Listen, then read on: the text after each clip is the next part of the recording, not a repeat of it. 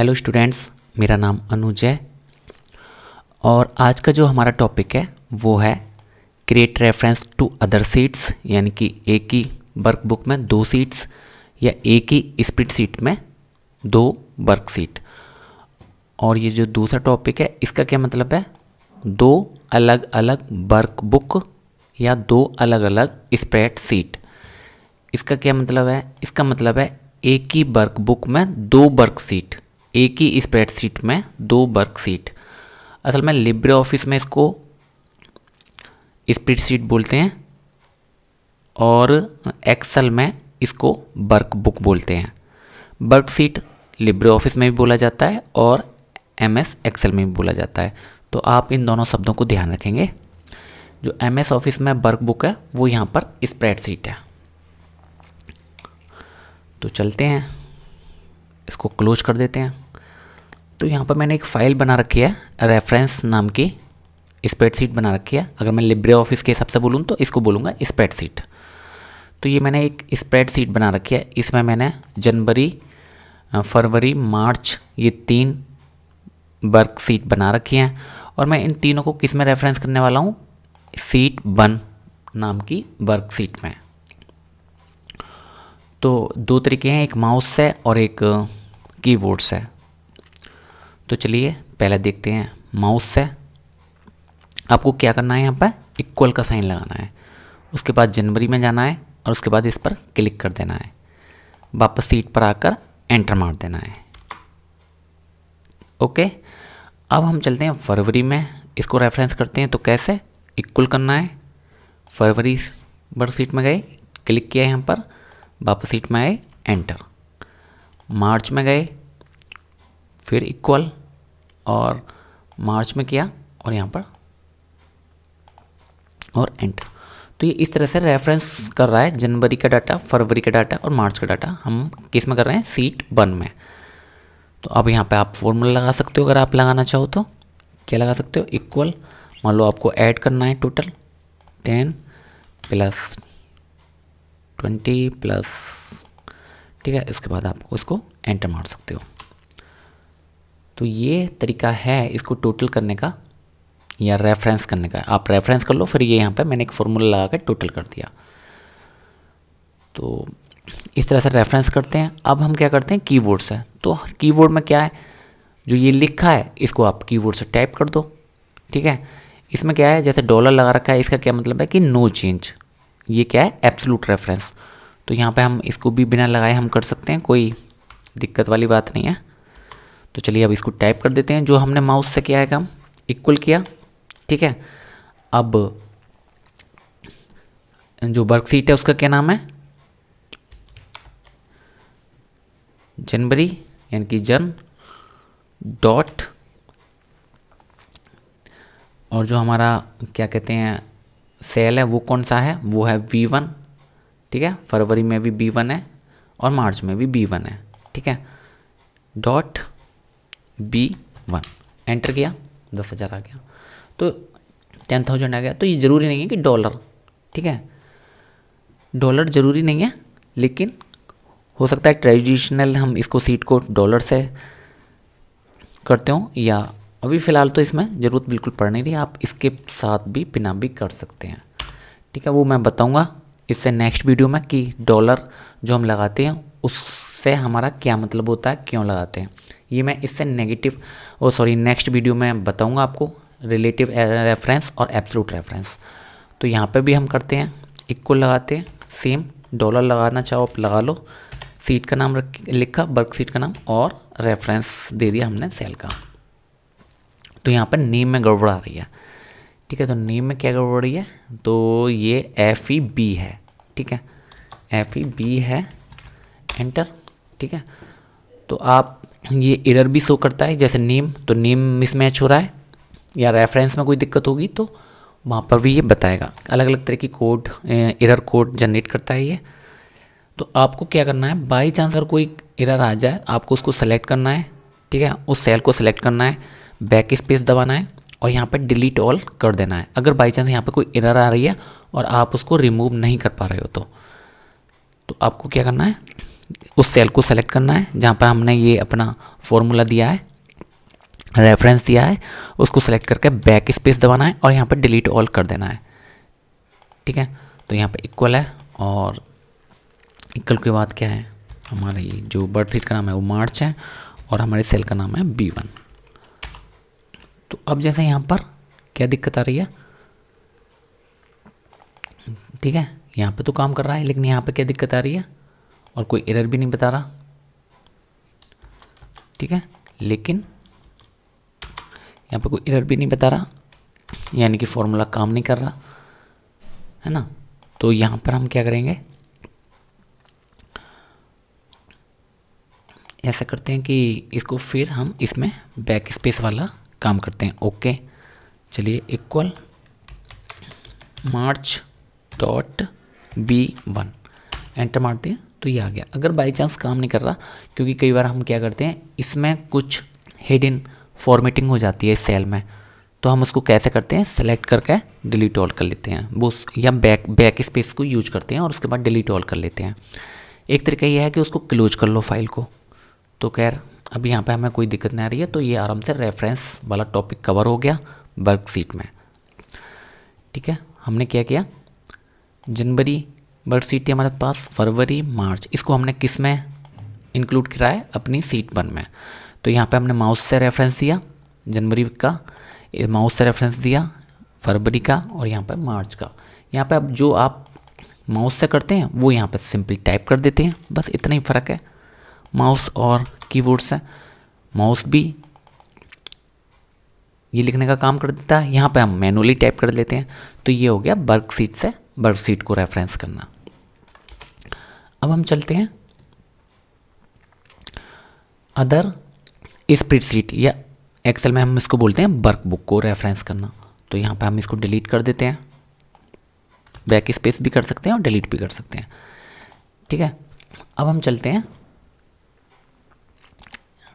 यहाँ से मैं इसको भी डिलीट कर देता हूँ।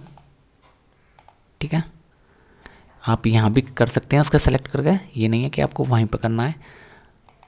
ठीक है, वो अपने आप सेलेक्ट होती जाती है, जा रही है। अब यहाँ पे क्या रह गया, सीट 1 रह गया।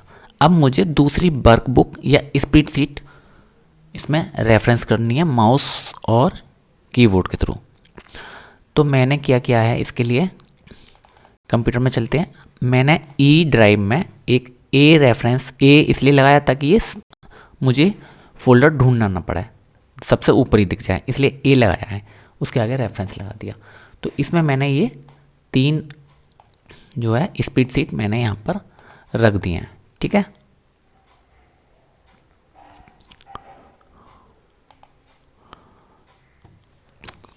तो यहाँ पर ये जनवरी फरवरी मार्च ये आ रही हैं इसमें सीटें। तो अब हम इनको रेफरेंस करते हैं।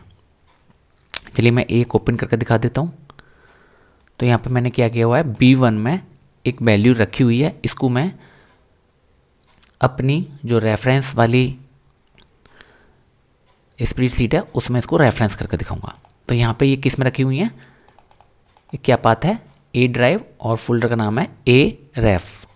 तो अब इसको हम माउस के थ्रू करते हैं। तो माउस के थ्रू तो आप तभी कर सकते हो जब आप ये स्प्रेडशीट आपको खोल के रखनी पड़ेगी।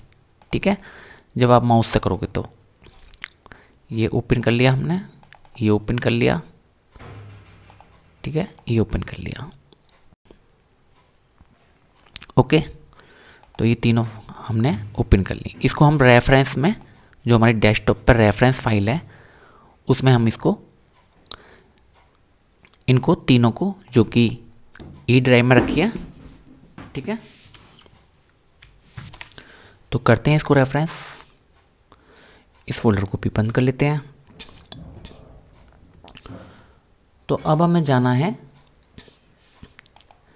रेफरेंस में, जो कि डेस्कटॉप पर है, इसके आगे हम करते हैं इक्वल का साइन और क्या करते हैं, पहले जनवरी को कर लेते हैं, यहाँ पर क्लिक कर देते हैं। ठीक है, वापस रेफरेंस में आते हैं। तो ये इसने क्या कर दिया, पूरा पाथ दिखा दिया, comma, inverted comma, file, colon, forward, slashes 3 है यहाँ पर, फिर ड्राइव का नाम, कॉलन, स्लैश, फिर ये फोल्डर का नाम और उसके बाद हमारी स्प्रेडशीट या वर्कबुक का नाम उसके बाद हैश, उसके बाद क्या, सीट का नाम, और उसके बाद सेल का नाम। तो यहाँ पे हम एंटर मार देते हैं। अब फरवरी में इसको फरवरी वाली स्प्रेडशीट को रेफरेंस करते हैं। तो मेरी जो स्प्रेडशीट का नाम है वो फैब है और जो वर्कशीट का नाम है वो सीट 1 है। तो अब क्या करते हैं, हम इक्वल का साइन पहले लगाना पड़ेगा, इक्वल। उसके बाद हम आते हैं अपना फरवरी में, क्लिक करते हैं, बैक जाते हैं, तो यहाँ पर भी इसने दिखा दिया। तो सीट 1 का नाम ये है और सेल का 1 ये है। एंटर कर दिया। मार्च में देखते हैं। तो पहले आपको इक्वल जरूर लगाना पड़ेगा, ठीक है। इस पर क्लिक करते हैं, बैक आते हैं रेफरेंस में, तो यहाँ पे भी इसने पाथ लिख दिया। कीबोर्ड और माउस में क्या है, माउस में ये अपने आप पूरा पाथ और वर्कशीट के नाम आ जाते हैं, और कीबोर्ड से क्या होता है, ये हमें खुद से टाइप कर लेना पड़ता है। बस इतना ही फ़र्क है इसमें, और कोई अलग फ़र्क नहीं है। तो यहाँ पे इसके बाद आप यहाँ पे फॉर्मूला कोई लगा के इन तीनों को यूज कर सकते हो। चलिए अब क्या करते हैं, अब हम ये काम जो हमने माउस से किया है वो हम करते हैं कीबोर्ड से। तो कीबोर्ड में तो ये ओपन हो या ना हो हमें कोई फ़र्क नहीं पड़ता है, तो बंद कर लेते हैं इसको, ठीक है। जब माउस से कर रहे थे तो भाई हमें क्लिक करना था, तो हमें वर्कशीट ओपन चाहिए। अब हमारे पास, अब हम क्या कर रहे हैं, अब हम कर रहे हैं कीबोर्ड से, तो हमें सिर्फ एक ही वर्कशीट चाहिए अपनी रेफरेंस वाली, जिसमें हम इसको रेफरेंस देंगे। तो इक्वल करा, ठीक है, कॉमा या इन्वर्टेड कॉमा बोल दो, फिर लिखा फाइल, उसके बाद कॉलन, उसके बाद 3 फॉरवर्ड स्लैसेस, फिर उसके बाद ड्राइव का नाम, ठीक है। मैंने यहाँ पे स्मॉल रख दिया क्योंकि स्मॉल भी काम कर देता है। उसके बाद स्लैश लगाया, उसके बाद लिखा अपना फोल्डर का नाम, और उसके बाद लिखा जो फाइल है हमारी उसका नाम, ठीक है। तो हम फाइल तक पहुँच गए। अब हमने इसको कर दिया बंद। अब उसके अंदर जाने के लिए, सीट के अंदर जाने के लिए, वर्कशीट के अंदर जाने के लिए हैश लगाया हमने, और जो हमारा क्या था, सीट का नाम था वो लिख लिया, और डॉट लगा के सेल का नाम रख लिया। तो यहाँ पर B1 में हमने लिख रखा है। तो ये आ गया, डेट को रेफरेंस कर दिया इसने। तो ये यहाँ पर फॉर्मेट एज डेट हो रही है, तो हम इसको क्या करना पड़ेगा, ठीक है। ये हमारा कैसे हो रहा है, क्लिक हो रहा है, तो हमें क्या करना पड़ेगा, इसको नंबर की तरह फॉर्मेट करना पड़ेगा, ठीक है। तो यहाँ पे ये नंबर फॉर्मेट करा तो हमारा ये सही आ गया।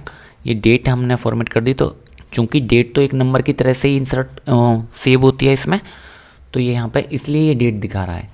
ये 10,000 को कन्वर्ट कर रहा है डेट में, क्योंकि इंटरनली डेट जो सेव होती है इस स्प्रेडशीट में या इस वर्कशीट में, वो कैसे सेव होती है, एक नंबर के थ्रू। तो यहाँ पे हमारा ये जो नंबर फॉर्मेट है वो हम नंबर के लेते हैं, ठीक है। या ऐसे चले जाते हैं फॉर्मेट सेल, यहाँ पर ऑप्शन होगा,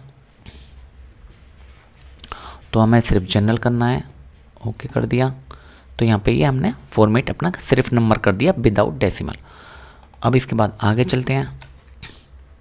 तो यहाँ पे भी अब हमें मैनुअली करना है, तो कैसे करोगे, ठीक है।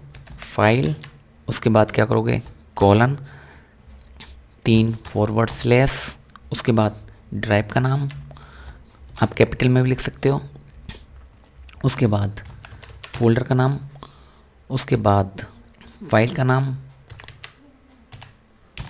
ओपन डॉक्यूमेंट, ठीक है, कोमा बंद, हैश, और जो हमारा सीट का नाम है वो है सीट 1.B1। एंटर किया तो यहाँ पे इस तरह से आ गया। अगर आप कुछ और आ रहा है, डेट आ रहा है, तो इसका मतलब ये है कि यहाँ पे डेट, इसने डेट में या तो मेरे से क्लिक हो गया या फिर इसने ऑटोमेटिक किसी वजह से डेट में इसको फॉर्मेट कर दिया था। तो यहाँ पे आपको ये सब चीज़ें देखने की ज़रूरत है। इसी तरह से आप कर लोगे यहाँ पर इक्वल, ठीक है, कॉमा, उसके बाद फाइल, कॉलन, 3 फॉरवर्ड स्लैश, उसके बाद ड्राइव का नाम, ठीक है, चलो यहाँ पे कैपिटल करके कर लेते हैं ड्राइव का नाम। ठीक है, उसके बाद स्लैश, उसके बाद फोल्डर नाम,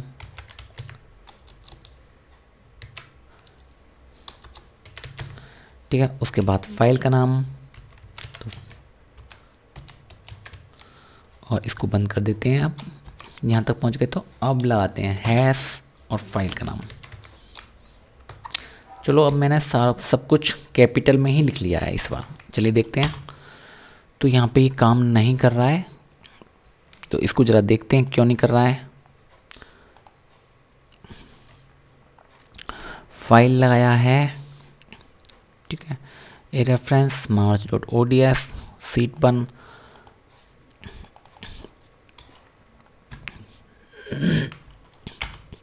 तो ये क्या करते हैं हम इसको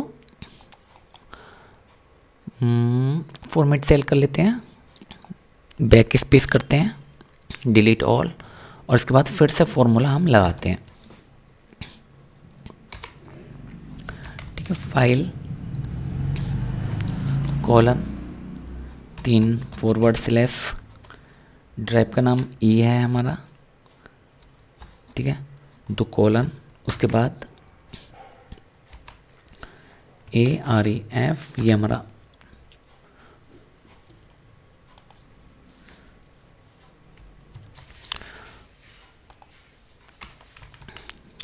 उसके बाद अपना फाइल का नाम,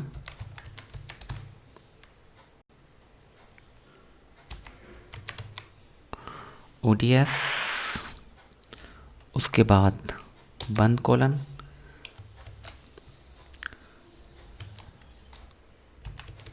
शीट 1.B1। तो यहाँ पे ये आप ऐसा नहीं है कि आप इसको स्मॉल में लिखो या कैपिटल में लिखो, वो अपने आप ऑटोमेटिक उसको स्मॉल में कर देगा। तो यहाँ पे हमने कीबोर्ड से किया तो फाइल ओपन करने की ज़रूरत नहीं थी, लेकिन अगर आप माउस से कर रहे हो तो आपको फाइल ओपन करनी पड़ेगी, क्योंकि आप क्लिक कहाँ करोगे। तो ये टॉपिक कवर हो गया रेफरेंस वाला। अब मैं नेक्स्ट वीडियो में जो आपको बताने वाला हूँ वो बताने वाला हूँ कि रिलेटिव रेफरेंस और एब्सोल्यूट रेफरेंस में फ़र्क क्या होता है। यहाँ पर तो हमने जैसे यहाँ पर डॉलर कहीं पे यहाँ पे लगा दिया है, लेकिन यहाँ पे हमने डॉलर नहीं लगाया, यहाँ पे भी लगाया है। ठीक है, तो ये मैं नेक्स्ट वीडियो में बताऊँगा कि डॉलर अगर आप नहीं लगाते हो तो क्या फ़र्क है और लगाते हो तो क्या फ़र्क है। तो ये काम करेगा, लेकिन कहाँ यूज करते हैं हम रिलेटिव रेफरेंस और एब्सोल्यूट रेफरेंस, वो मैं आपको नेक्स्ट वीडियो में बताऊंगा। अगर आपका कोई क्वेश्चन है तो आप मुझे कमेंट सेक्शन में बता सकते हैं। Thank you.